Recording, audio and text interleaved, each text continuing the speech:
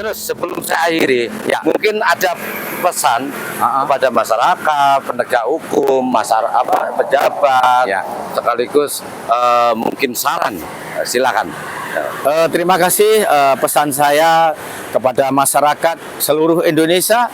Saya sebagai aktivis kontrol, monitoring kontrol, saya dijuluki Bapak Anak Jalanan karena hidup saya di jalanan, di lapangan bersama preman-preman, ya kan, bersama anak-anak jalanan yang katanya liar, kita tetap guyup bareng, rukun, berjuang. Bahkan nama lembaga saya Komunitas Pejuang Jalanan. Berangkat dari anak-anak jalanan, kekuatan power, cinta dan kasih sayang, saya berpesan kepada para pejabat-pejabat, hari ini beda dengan hari yang lalu.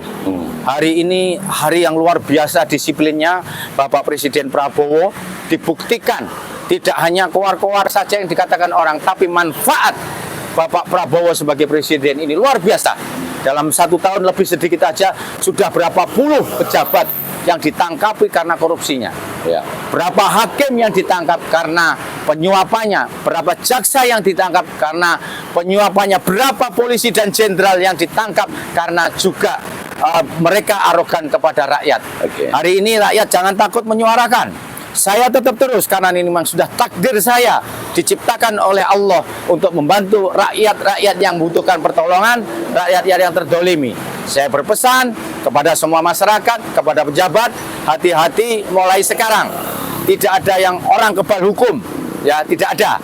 Bapak Prabowo sudah mengatakan tidak ada orang yang kebal hukum di Indonesia ini. Dibuktikan semua orang-orang yang katanya kemarin kaya raya, punya jabatan, punya kedudukan, mereka hari ini berubah bajunya yang berdasi, yang perlente menjadi pakaian oranye, dengan tangan diborgol, dengan muka ditunjukkan ke seluruh jagat raya ini bahwa seorang pejabat hari ini, siapapun pejabat yang dipenjara, dirubah takdirnya oleh Tuhan, oleh pemerintahan Pak Prabowo ini.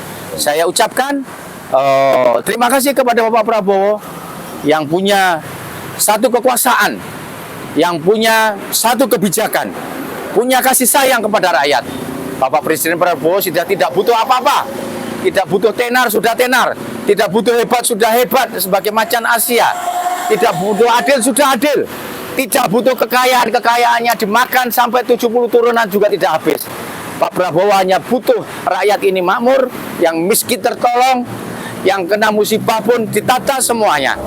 Saya juga berpesan kepada Bapak Prabowo, di Banyuwangi ini masih ada oknum pejabat-pejabat yang kebal hukum, yang justru KPK, BPK memberi hadiah WTP tentang Banyuwangi. Banyuwangi ini gudangnya para koruptor.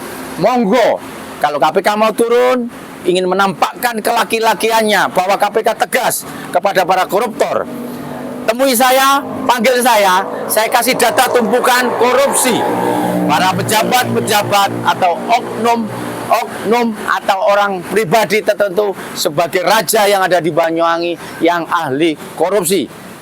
Hari ini saya meminta kepada Bapak Prabowo yang saya hormati karena saya pendukung penuh. Saya orang di Banyuwangi, orang nomor satunya yang membela Bapak Prabowo sebagai presiden mulai dari awal sampai detik hari keberhasilan. Saya meminta sebagai aktivis jalanan, tolong turunkan KPK, turunkan Kejaksaan Agung, turun dan periksa semua pejabat yang ada di Banyuwangi. Ya, Banyuwangi Karaya, saya peringatkan juga kepada tambang emas, ya, walaupun saya sudah ditersangkakan di tambang emas, saya tetap bersuara. Suara saya, tolong kalau mau diambil kekayaan tambang emas, monggo. Tapi tolong pikirkan rakyat Banyuwangi.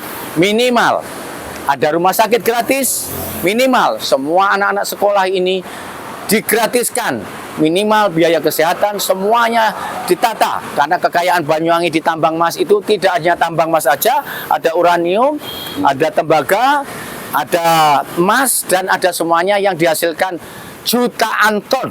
Kemanakah uang itu? Jangan dimakan oleh para penggede, babe-babe yang ada di Jakarta. Tolong masyarakat Banyuwangi disejahterakan. Saya tidak akan demo, tidak akan melawan tambang emas, tapi saya meminta dengan rasa hormat saya sebagai aktivis, sebagai orang Banyuwangi, bagaimana Banyuwangi ini bisa makmur, bisa tertata rapi, rumah sakit gratis, pendidikan gratis, dan kesejahteraan masyarakat ditata dengan kekayaan tambang emas Tumpang Pitu.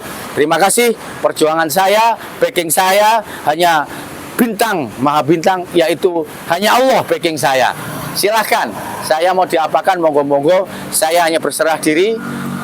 Saya akan menjalankan semua apa yang biasa saya jalankan, tetap kembali masyarakat, menyuarakan tentang kebenaran untuk rakyat yang terdolimi. Terima kasih Mas Denny. Oke, terima kasih. Luar biasa ini ya. Mas Yunus yang tidak berubah mulai dulu sampai saat ini tetap berjuang demi Walaupun berkali-kali di penjara. Berkali-kali di penjara. Nggak pernah kapok, Pak. Ini guru jalanan, tapi podcastnya juga podcast jalanan. Jalanan. Ya. Kita identik di jalanan. Dan kita tepat berada di depan kantor Bupati Banyuwangi. ya kan. Oke, masyarakat, mudah-mudahan perjuangan Mas Yunus yang tulus, berkorban segalanya. Bahkan beliau ini sudah mewakafkan diri. Nyawanya. Nyawanya ya, nyawanya. Kalau penjara itu buat beliau nggak ada apa-apanya. Ya. Oke, terima kasih untuk Mas Yunus ya. Mudah-mudahan ini bermanfaat tidak hanya bagi masyarakat tapi juga Banyuwangi. Banyuwangi. Karena beliau berjuang kekeh demi Banyuwangi. Wassalamualaikum warahmatullahi wabarakatuh.